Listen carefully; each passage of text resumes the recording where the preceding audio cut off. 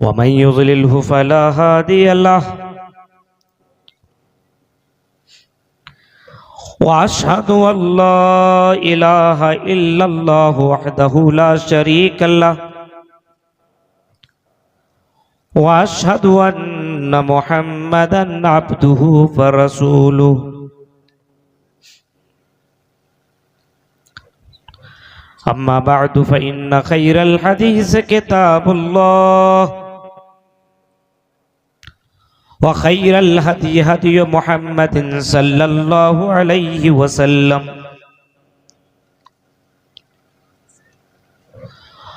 व शर्रल उमूरि मुहदसातुहा व कुल्लु मुहदसतिन बिदअह व कुल्लु बिदअतिन ज़लालह व कुल्लु ज़लालतिन फिन्नार। अऊज़ु बिल्लाहि मिनश शैतानिर रजीम। बिस्मिल्लाहिर रहमानिर रहीम।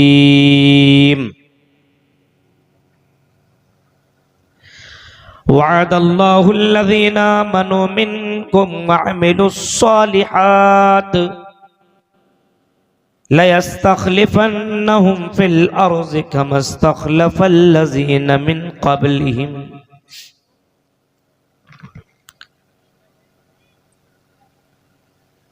रब्बि इश्रह ली सदरी वयस्सिर ली अमरी वहलुल उक़दतम मिन लिसानी यफ़क़हू क़ौली।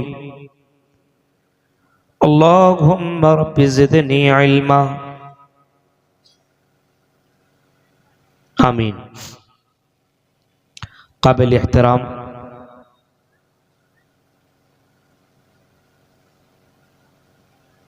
नाज़िम जलसा साहब, स्टेज पर तशरीफ फरमा मुअक्कर उलमाए किराम, मदरसा कासिमिया तिनकुड़िया मनिहारी के निहायत ही मुअक्कर अराकीन हजरात, अज़ीमुश्शान जलसा दस्तारबंदी के निहायत ही अहम जिम्मेदारान, तिनकुड़िया और इसके आसपास से आए हुए मौजूद सामीन हजरात, इस्लामी बुजुर्गों, नौजवान दोस्तों, प्यारे बच्चों और पर्दानशीन मेरी माँ और बहनों, काफ़ी देर से आपका ये प्रोग्राम चल रहा है और इस प्रोग्राम की आखिरी कड़ी बनकर के मैं आपके सामने हाजिर हुआ हूँ। मैं जब आपके गांव के अंदर पहुंचा तो मुझे ये खबर हुई कि इस गांव के अंदर आज 6 हुफ़ाज़ किराम की दस्तारबंदी हुई है और एक आलिम की भी। हम उन बच्चों के हक में दुआ करते हैं कि अल्लाह आलमीन कौम के लिए इन तलबा को मुफीद साबित बनाए और जिन लोगों ने मदरसा को तरक्की के मनाजिल तक पहुंचाने में अहम रोल अदा किया है और जो लोग दीन के काम में बढ़ चढ़ करके हिस्सा ले रहे हैं, अल्लाह से दुआ करता हूं कि रब्बुल आलमीन इन तमाम हजरात की हर तरीके की परेशानियों को दूर फरमा और कदम कदम पे अल्लाह उनको तरक्की अता फरमा। आमीन या रब्बिल आलमीन। हजरात गिरामी, अगर आप सरसरी तौर पर पूरी दुनिया का मुताला करेंगे और खुसूसन हिंदुस्तान की सरजमीन पर अगर गहरी नजर दौड़ाएंगे तो आपको एक बात बिल्कुल मालूम हो जाएगी और रोज रोशन की तरह ये बात आया हो जाएगी कि आज मुसलमान हर जगह बहुत ही ज्यादा परेशान है, खतरों से खेल रहा है, डर डर की जी रहा है। मस्जिद को बाकी रखना, मस्जिद को आबाद करना, मस्जिद को कायम रखना एक चैलेंज बन गया है। मदारिस को जिंदा रखना सबके लिए एक चैलेंज बन चुका है। और आप देखेंगे कि जगह जगह पे मदारिस के ऊपर ताले लगाए जा रहे हैं, मस्जिदों के ऊपर पाबंदी लगाई जा रही है।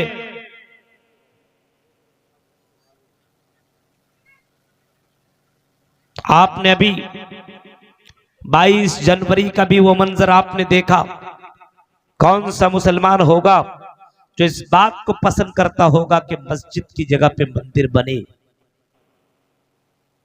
जर्रा बराबर भी अगर किसी के पास ईमान होगा तो इस बात को वो बिल्कुल कबूल नहीं कर सकता है कि मस्जिद की जगह पे मंदिर बने। लेकिन हमारे सामने ऐसा हुआ और कुछ मस्जिदों के ऊपर बाकायदा मामलात चल रहे हैं। अभी मैं जब आपके से कासिमिया मदरसा के रूम में आराम कर रहा था, मैंने न्यूज के ऊपर नजर दौड़ाई तो बनारस के अंदर ज्ञानवापी मस्जिद का जो मामला बहुत ही तेजी के साथ चल रहा है, मुसलमानों की तरफ से जो चीजें दाखिल की गई उन तमाम चीजों को खारिज कर दिया गया है। और बहुत जल्द बाकायदा आज वही मामला चल रहा है जिसकी लाठी उसकी भैंस, वही मामला होने जा रहा है कि वहां भी मस्जिद को बहुत जल्दी खत्म कर दिया जाएगा। आप हिंदुस्तान से बाहर अगर फलस्तीन की सरजमीन के ऊपर जाएंगे तो आपको वहां पे मस्जिद अक्सा मिलेगी। मस्जिद अक्सा में नमाज पढ़ने के लिए और फलस्तीन के अंदर मुसलमान अपनी ईमान को बाकी रखने के लिए किस तरीके से जान जी लगा रहे हैं और किस तरीके कुर्बानियां दे रहे हैं, वो आपने वो भी देखा है। सोशल मीडिया के ऊपर आप नजर दौड़ाएं तो आप वल्लाह आप इस बात पर हैरत करेंगे कि 57 ममालिक भी एक फलस्तीन की उस मस्जिद की हिफाजत नहीं कर पा रहे हैं और वहां के मुसलमानों की जर्रा बराबर मदद नहीं कर पा रहे हैं। आखिर क्यों इतने परेशान, इतनी दुआएं? मस्जिद हरम के अंदर भी दुआ मांगी जा रही है, मस्जिद हरम के अंदर भी हरम शरीफ इमाम हरम भी खाना काबा के अंदर दुआ मांग रहे, अल्लाह फलस्तीन की हिफाजत अता फरमा, मुसलमान की हिफाजत अता फरमा। मस्जिद हराम के अंदर भी इमाम हरम बाकायदा नमाज के अंदर दुआ मांग रहे, अल्लाह मस्जिद अक्सा की हिफाजत फरमा, वहां के मुसलमानों की हिफाजत फरमा, बर्मा के मुसलमानों की हिफाजत फरमा, फला फला जगह के मुसलमानों की हिफाजत फरमा। लेकिन आज मुसलमानों की दुआ को अल्लाह ताला रिजेक्ट कर रहा है और अल्लाह ताला मुसलमानों की दुआ को एक्सेप्ट नहीं कर रहा है। क्या वजह है कि आज हमारी दुआएं नहीं सुनी जा रही? आज हमारी मदद क्यों नहीं की जा रही है? आवाज चारों तरफ से आती है, आय अल्लाह हम मजबूर हैं, हमसे नहीं हो कुछ हो पा रहा है, हमारे पैर हमारे हाथ हर चीज के ऊपर ताले लग चुके हैं, अल्लाह तो अबाबील को भेज दे।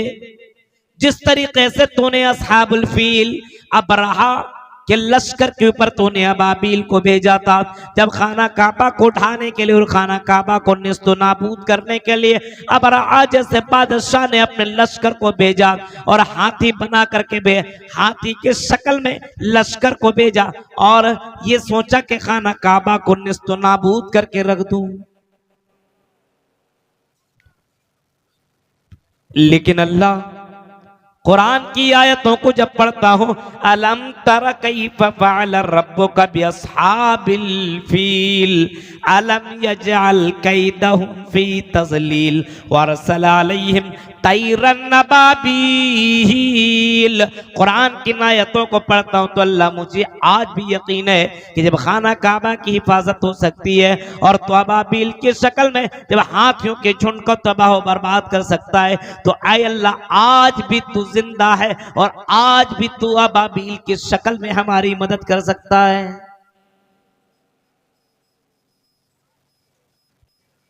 अल्लाह ने मदद की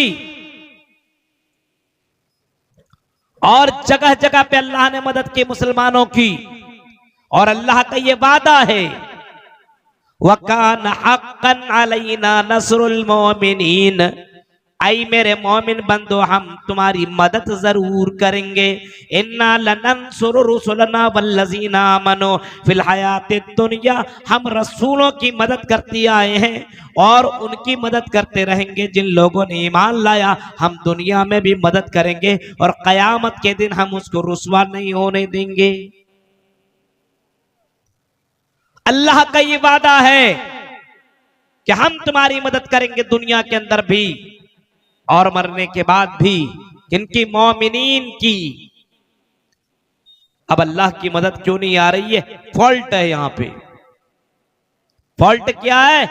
हम मोमिन नहीं है, क्योंकि अल्लाह का तो ये वादा है वअदल्लाहुल्लज़ीना आमनू मिनकुम वअमिलुस्सालिहात, अल्लाह का ये वादा है मोमिनीन के साथ, तुम में से जो ईमान वाला है, जो अल्लाह के ऊपर ईमान रखने वाला है, अल्लाह को अल्लाह मानता, अल्लाह के ऊपर तवक्कुल करता है, अल्लाह के ऊपर भरोसा करता है, अल्लाह को खालिक मालिक राज़िक मानता है, अल्लाह का वादा है आई मेरे मोमिन बंदो हम तुम्हारी मदद करेंगे और उन लोगों की भी मदद करेंगे जिन लोगों ने नेक अमल किया। और फिर फरमाया आई मेरे मोमिन बंदो ला यस्तखलिफन्नहुम फिल अर्ज़ि, हम जमीन का खलीफा तुम्हें बनाएंगे, जमीन के ऊपर हम तुम्हें बादशाह देंगे, जमीन के ऊपर हम तुम्हें कुर्सी पर बराजमान करेंगे, हम तुम्हें जमीन का खलीफा बनाएंगे। और ये मेरा वादा ही नहीं है, ये मेरा जुमला ही नहीं है, बल्कि हमने इससे पहले भी लोगों को हमने बाकायदा खलीफा बनाया, बादशाह बनाया। हमने इससे पहले भी जमीन के ऊपर हुक्मरानी दी और उठाओ इसी सरजमीन हिंद को, इसी सरजमीन हिंद के अंदर हमने मुसलमानों को लगभग 800 साल तक मुसलमानों को हुकूमत दी है। इस हिंदुस्तान के अंदर कितने साल तक मुसलमानों ने हुकूमत की? लगभग 800 साल। सोच सकते हैं आप, तारीख के औराक को आप उठाइए, पढ़िए। हाँ, हम तो सदियों से सुल्तान हैं, 800 साल तक हुकूमत हमने की। ये सोशल मीडिया वाला, आपसे हमारी गुजारिश है, हमारी तकरीरें बहुत ज्यादा हाई लेवल बना करके नहीं मत डालिएगा। ये नहीं है कि हम इस तरीके की तकरीर कर रहे हैं तो आप इस अंदाज से बांध कर डाल दीजिए मौलाना ने बाबरी मस्जिद के ताल्लुक से ऐसा कहा, राम मंदिर के ताल्लुक से ऐसा कहा। मेरे भाइयों, मैं इस्लाह के मकसद से तकरीरें कर रहा हूं, लेकिन सोशल मीडिया वालों याद रखिएगा, आप आज सबसे ज्यादा हिंदुस्तान के अंदर अगर हुकूमत की नजर है तो उलमा के ऊपर नजर है सबसे ज्यादा। और याद रखिए, उलमा अगर अंदर या उलमा खत्म तो दुनिया खत्म। ला तक़ूमुस्सा हत्ता युक़ालु फिल अर्ज़ि अल्लाह, क़यामत उस वक्त तक कायम नहीं होगी जब तक कि जमीन के अंदर, जमीन के ऊपर अल्लाह अल्लाह लेने वाला बाकी रहेगा। यानी जमीन के ऊपर अल्लाह का नाम लेने वाला होगा, अल्लाह का नाम लेने वाला जब तक होगा तब तक अल्लाह ताला दुनिया को खत्म नहीं करेगा। ये कह लीजिए ला इलाहा इल्लल्लाह कहने वाला जब तक दुनिया में बाकी रहेगा तब तक जमीन के ऊपर अल्लाह ताला कयामत को बर्पा नहीं करेगा। लेकिन जिस दिन अल्लाह ताला, जिस दिन दुनिया से ये अल्लाह अल्लाह कहने वाला या ये उलमा ये हक अगर खत्म हो जाएंगे तो उसी दिन अल्लाह ताला इस दुनिया को खत्म कर देगा, कयामत बर्पा कर देगा। मेरे भाइयों जरा तसव्वुर करो, गौर करो। और मैं आपको एक पैगाम देने की कोशिश कर रहा हूं कि पूरी दुनिया और पूरे हिंदुस्तान के अंदर का अगर आप गहरी नजर दौड़ाएंगे तो बहुत बड़ी साजिश रची जा रही है। आज मुसलमानों को बिल्कुल नंगा किया जा रहा है, मुसलमानों के ईमान को खत्म करने की कोशिश की जा रही है, मुसलमानों को हराम और हलाल की तमीज करने की नहीं बल्कि हलाल और हराम और सारी चीजों के लालच दी जा रही है। लोन मुसलमानों को बुला बुला करके दिया जा रहा है। मुसलमान लड़कियों को बगैर दुपट्टा के, बगैर हिजाब के दाखिला लिया जा रहा है। कॉलेजों के अंदर एंट्री करने की इजाजत मिल रही है और अगर हिजाब वाली है तो उनको कॉलेज के अंदर एंट्री नहीं मिल रही है। मेरे भाइयों आज हमारे ईमान का बहुत ही जबरदस्त तरीके से आजमाइश हो रही है। चारों तरफ से मुसलमानों को हर तरीके से आजमाया जा रहा है। अल्लाह की मदद नहीं आ रही, क्यों? अल्लाह की मदद आएगी, अल्लाह आजमाएगा मेरा ये बंदा मोमिन है या नहीं है। आई मेरे मोमिन बंदो, अहसीबन्नासु अय्युतरकू अय्यक़ूलू आमन्ना वहुम ला युफ्तनून। आई मेरे बंदो, क्या तुमने ये गुमान कर रखा है कि हम तुम्हें यूं ही छोड़ देंगे और हम तुम्हें आजमाएंगे? नहीं, बिल्कुल हम तुम्हें आजमाइश में डालेंगे और जरूर बजरूर हम तुम्हें आजमाएंगे। वलक़द फ़तन्नल्लज़ीना मिन क़ब्लिहिम फ़लयअलमन्नल्लाहुल्लज़ीना, फरमाया हमने तुमसे पहले लोगों को हमने आजमाया है और आज भी हम तुम्हें आजमाएंगे ताकि हम ये चेक करेंगे तुम में से पक्का सच्चा मोमिन कौन। चेक करेंगे। आज छोटी छोटी चीजों में हमारा ईमान पता चल जाता है कितना पक्का ईमान वाला है। छोटी छोटी चीजों में हम लोगों का पता चल जाता है कि हम कितने ईमान वाले हैं। ये मालूम चल जाता है कि हमारा ईमान कितना मजबूत है। आपने तालूत और जालूत का भी वाकया सुना होगा। तालूत और जालूत का भी वाकया आपने सूरे बकरा के अंदर आपने पढ़ा होगा। अल्लाह ने उसकी आजमाइश की। इस नहर से गुजरना होगा और नहर से गुजरते समय आपको प्यास बहुत ज्यादा लगी हुई है, लेकिन ज्यादा पानी मत पीना, बस एक एक घोंट पी लेना। बस ज्यादा पियोगे तो फिर खत्म। आजमाइश तुम्हारे नहर के सामने, पानी मत पीना। जिन लोगों ने अल्लाह की इस बात के ऊपर यकीन नहीं किया, धड़ाधड़ पीता चला गया, वो कमजोर पड़ गया, कहानी खत्म, नहीं जा पाया आगे।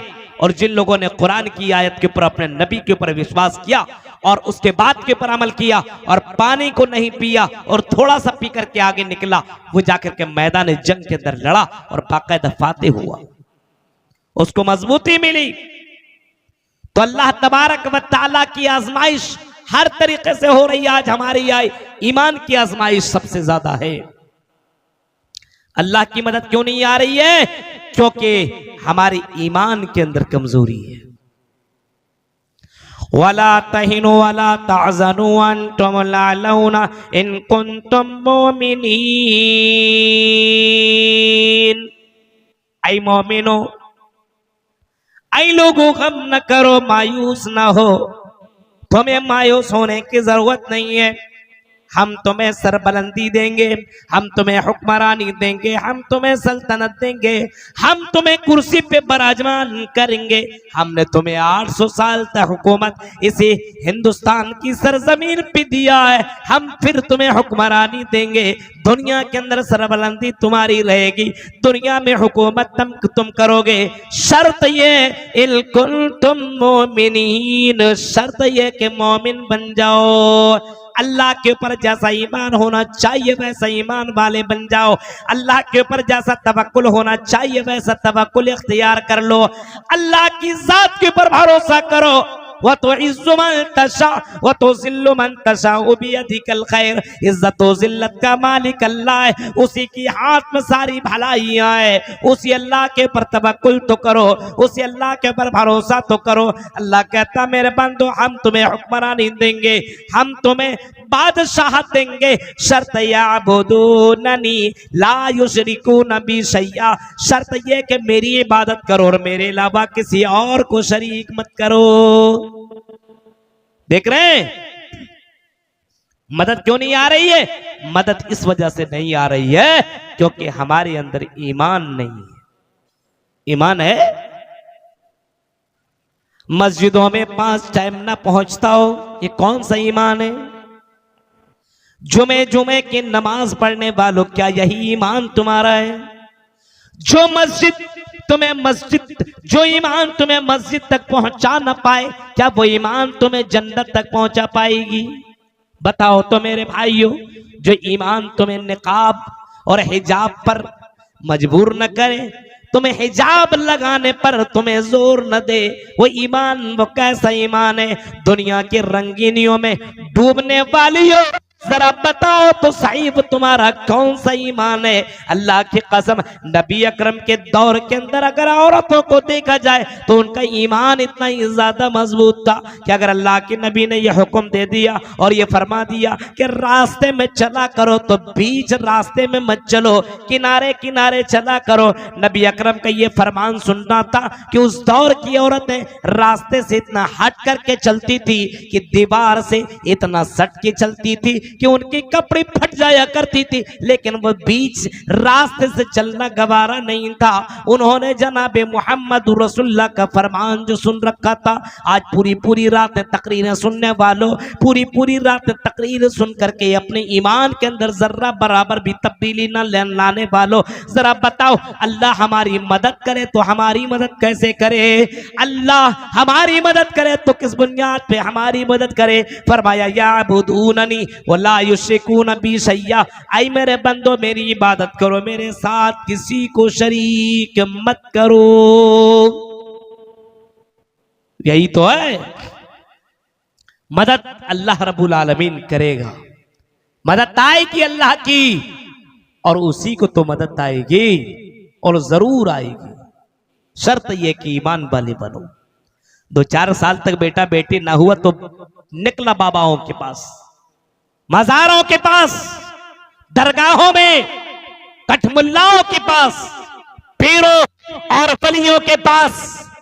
ये तुम्हें क्या देंगे? आज मुसलमानों के हालात को जरा देखिए मेरे भाइयों।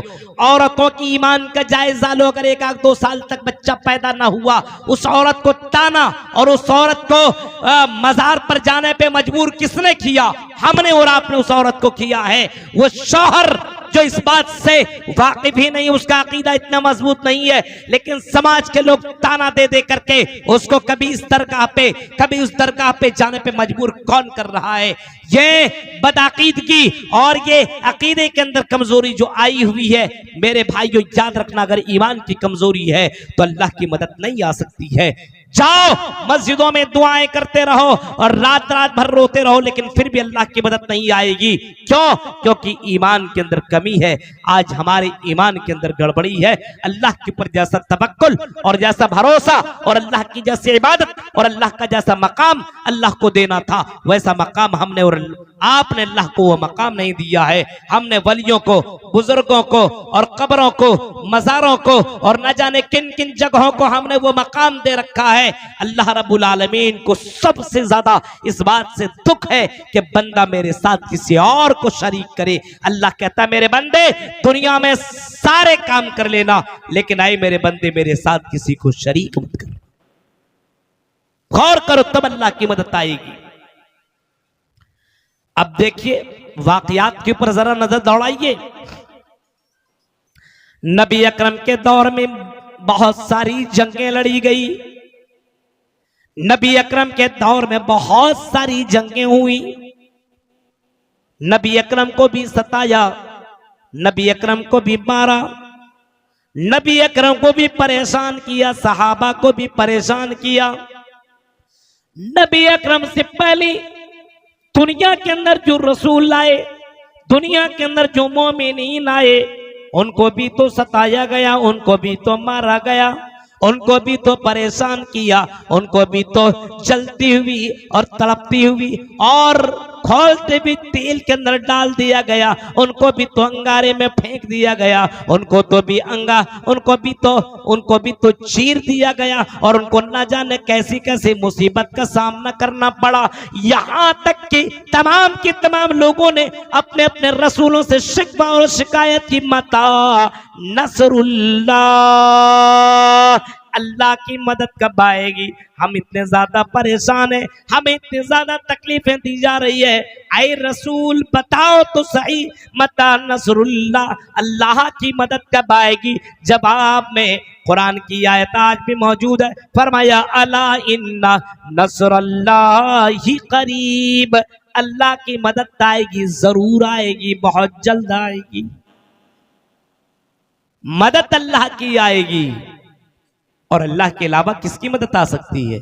आएगी, बहुत जल्द मदद आएगी, लेकिन शर्त किया मोमिन बनो। नबी अकरम के दौर में अगर आप वाकयात देखेंगे, जंग बदर को आप उठाइए, कितने तादाद थी मुसलमानों की, जंग में कितनी तादाद थी, ये उलमा नहीं बताएंगे, आप लोग बोलिएगा थोड़ा। 1 बजे रात को 1:30 बजे रात को तकरीर देंगे और हमको बोलिएगा बोलते रहे रोबोट की तरह, नहीं हो सकता। आप बोलिए जंग बदर में मुसलमानों की तादाद कितनी थी? उधर से आवाज आनी चाहिए, कितने थे भाई? कितने? 200, 300, 400, 500, 1000, 2000, 300, 200, 300। और कुफ्फारे मक्का की तादाद 1000, यानी 300 के मुकाबले में 600 नहीं, 900 नहीं, 1000। और किस तरीके से? मुसलमानों के अंदर कमजोर भी है, बूढ़ा भी है, बच्चा भी है, तीर है तो तलवार नहीं, नेजा है तो ढाल नहीं, सवारी है तो किसी के पास सवारी नहीं। और जो ये कुफ्फार थे, इनके पास 1000 की तादाद है और सारे के सारे हट्टे कट्टे, सारे के सारे जवान हैं, सारे के सारे जंगजू हैं, सारे के सारे बहादुर हैं और सबके पास तलवार है, नेजा है, ढाल है, सबके पास सवारियां हैं, सब अपने में मुकम्मल है। लेकिन बताओ मुसलमानों, जंग बदर का वाकया आपने सुना है, जंग बदर में मुसलमानों की फतह हुई कि शिकस्त हुई, मुसलमानों ने वो जंग जीती कि मुसलमानों ने वो जंग हारी? बताओ, आपको मालूम है कि उस जंग के अंदर क्या रिजल्ट आया? क्या हुआ था रिजल्ट? क्या हुआ था? मुसलमान जीता था, देख रहे हैं माशाअल्लाह। क्यों? क्योंकि अल्लाह के नबी सल्लल्लाहु अलैहि वसल्लम के पास ये 300 की तादाद जरूर थी। ये क्वालिटी, इसके अंदर क्वांटिटी नहीं लेकिन क्वालिटी थी। ये क्वालिटी वाले मुसलमान थे, अल्लाह के साथ किसी को शरीक करने वाले नहीं थे, अल्लाह के साथ किसी को मिलाने वाले नहीं थे। ये सिर्फ अल्लाह के सामने सजदा करने वाले थे, सिर्फ अल्लाह से मांगने वाले थे और सिर्फ अल्लाह को पुकारने वाले थे। जनाबी मोहम्मद रसूलुल्लाह ने जब देखा 300 की तादाद और सामने 1000 की तादाद, तो अल्लाह के नबी अकरम सल्लल्लाहु अलैहि वसल्लम सजदा के अंदर गए और सजदा में जाने के बाद आपने जो दुआ मांगी, हदीसों के अंदर वो दुआएं मौजूद है, अल्लाहुम्मा इन तुहलिक हाज़िल इसाबा, अल्लाह ये छोटी सी जमात अगर हलाक कर दी गई, अगर शिकस्त खा गई, अगर मगलूब हो गई, ऐ अल्लाह मिन अहलिल इस्लाम ला तुअबद फिल अर्ज़, ऐ अल्लाह जमीन में तेरा नाम लेने वाला कोई बाकी ना होगा, अल्लाह अल्लाह करने वाला कोई बाकी ना होगा। अगर ये छोटी सी जमात अगर शिकस्त पा गई, हार गई, तो ऐ अल्लाह इस रुई जमीन के अंदर तेरा कोई नाम लेने वाला ना होगा। नबी अकरम सजदे में है और बाकायदा सजदे में दुआ मांग रहे हैं। अल्लाह ने अपने उस बंदे की दुआ सुनी और कुरान करीम के अंदर ये आयत करीमा मौजूद है, इद तस्तगीसूना रब्बकुम फस्तजाब लकुम अन्नी मुमिद्दुकुम बिअल्फिम मिनल मलाइकति मुर्दिफीर। कुरान की आयतों को उठाओ, अल्लाह कहता मैंने उस बंदे की और मुसलमानों की 1000 फरिश्तों के साथ मदद फरमाई। एक फरिश्ता की ताकत अगर जमीन पे मारते तो ये जमीन चकनाचूर हो जाए, इतनी ताकत एक एक फरिश्ते के पास है। लेकिन एक फरिश्ते से नहीं, 1000 फरिश्तों के साथ अल्लाह ने मुसलमानों की फतह दिलाई, मुसलमानों की मदद की। और जरा तसव्वुर कीजिए, ये 313 और 1000 की तादाद दौड़ा दौड़ा करके बाकायदा फतह मिली मुसलमानों को, और 70 को इन लोगों ने कैद किया मुसलमानों ने। बताइए, ईमान ही का तो जज्बा था, ईमान ही तो था कि अल्लाह ने मदद फरमाई। ईमान आज भी अगर ईमान हो जाए तो मेरे भाइयों आज भी अल्लाह की मदद आ सकती है। तौहीद के अंदर गड़बड़ी आज मुसलमानों के अंदर, इस्लाम के अंदर भी तौहीद, हिंदू धर्म के अंदर भी तौहीद। जितने भी मज़ाहिब को आप उठाएंगे उन तमाम मज़ाहिब के अंदर आपको तौहीद मिलेगा। और अल्लाह ने इसी चीज के लिए तो नबियों और रसूलों को भेजा है। वलक़द बाअसना फी कुल्लि उम्मतिर रसूलन अन इअ्बुदुल्लाह वज्तनिबुत तागूत। हमने रसूलों को इसी तौहीद के लिए दुनिया में भेजा है कि लोगों को बता दिया जाए उनका खालिक, उनका मालिक, उनका राज़िक सिर्फ एक है। मांगो तो अल्लाह से, रोजी रोटी तलब करो तो अल्लाह से, इज्जत और जिल्लत का मालिक अल्लाह है। एक छोटी सी भी चीज अगर तुझे मांगना है तो सिर्फ अल्लाह से मांगा करो। वज्तनिबुत तागूत, और शिर्क से बचने की कोशिश करो। हिंदू धर्म की किताबों को उठाओ, हिंदू धर्म की किताबों के अंदर भी मौजूद है एकम ब्रह्मादित्य नास्ति नेहन्ना न किंचन। एक ब्रह्मा, दूसरा नहीं, तीसरा नहीं, चौथा नहीं, पांचवा नहीं, छठा नहीं, एक ही अल्लाह है, दूसरा नहीं, तीसरा नहीं, चौथा नहीं, पांचवा नहीं, यानी पूरी कायनात का खालिक मालिक एक है। या चित्तियो यौमिम महनस तस्मा देवे शोरी रिशा, उसी से मांगो, उसी एक अल्लाह से मांगो, उसी एक भगवान से मांगो, उसी एक ईश्वर से मांगो, वही देने वाला, उसके अलावा कोई देवी देवता जर्रा बराबर तुम्हें नहीं दे सकता है। न कछोचा वाला, न अजमेर वाला, न बदायूं वाला, न दिल्ली मुंबई, न कलकत्ता वाला कोई भी बाबा तुम्हें कुछ नहीं दे सकता है, सिर्फ अल्लाह ही तुम्हें दे सकता है। या चित्ती यौमिम्मा नस्तसमा देवे शोरी रेशा, उस एक अल्लाह के अलावा तुम्हें जर्रा बराबर कोई कुछ भी नहीं दे सकता है। इसी वजह से अगर मांगना है तो उसी से मांगो। जब भी पुकारो उदऊनी अस्तजिब लकुम, ऐ मेरे बंदो जब भी पुकारो मुझे पुकारो, मैं तुम्हारी पुकार को सुनूंगा। और तुमसे पहले भी लोगों ने मुझे पुकारा तो उसकी पुकार को भी मैंने ही सुना है। हाँ देखो, हजरत यूनुस अलैहिस्सलाम को हजरत यूनुस अलैहिस्सलाम ने मछली के पेट में पुकारा, जो समंदर के गहराइयों में था, समंदर के नीचे में था और मछली के पेट के अंदर था। वहां पे किसी भी ऑक्सीजन पहुंचने का कोई भी रास्ता नहीं था। जब वहां पे मेरे बंदे यूनुस अलैहिस्सलाम ने पुकारा, ला इलाहा इल्ला अंत सुब्हानक इन्नी कुन्तु मिनज़ ज़ालिमीन, इस दुआ के साथ जब यूनुस ने मुझे पुकारा तो मैंने उसके पुकार को सुना। इसी तरीके से ज़करिया ने पुकारा, व ज़करिया इज़ नादा रब्बहु रब्बी ला तज़रनी फरदा व अंत खैरुल वारिसीन। ज़करिया 80 साल की उम्र में पुकारा तो हमने उसके पुकार को सुना और हमने उसको यहिया अता किया। हमने इसी तरीके से इब्राहिम की पुकार को सुना।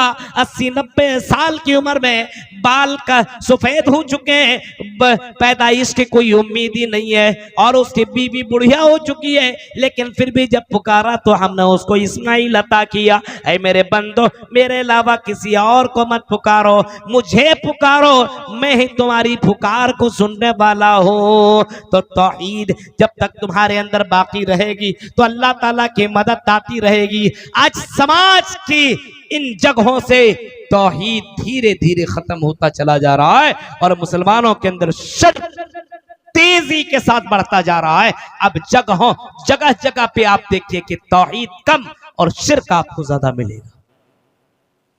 तौहीद है नहीं, जितनी तौहीद मजबूत उतनी आपकी नमाज मजबूत, और अगर तौहीद कमजोर तो नमाज भी कमजोर। अपने मस्जिद का जायजा लो, बताने की जरूरत नहीं है।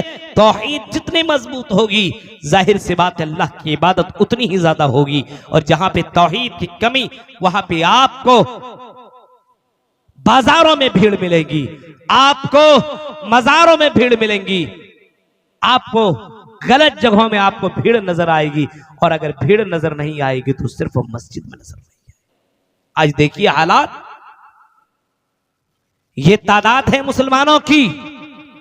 अगर यही जगह पे अगर ऑर्केस्ट्रा होता और नाचने वालियां तवाइफ खाने से आती और फिल्म दुनिया की कोई हीरोइन आ जाती, मैं नाम नहीं लेना चाहता हूं, सोशल मीडिया वाला वायरल कर देता है, कोई हीरोइन आ जाती और अपने बाल, अपनी कमर और अपनी आवाज अगर दिखाती तो एक 70 साल का भी आदमी आकर की आंखें फाड़ फाड़ करके देखता।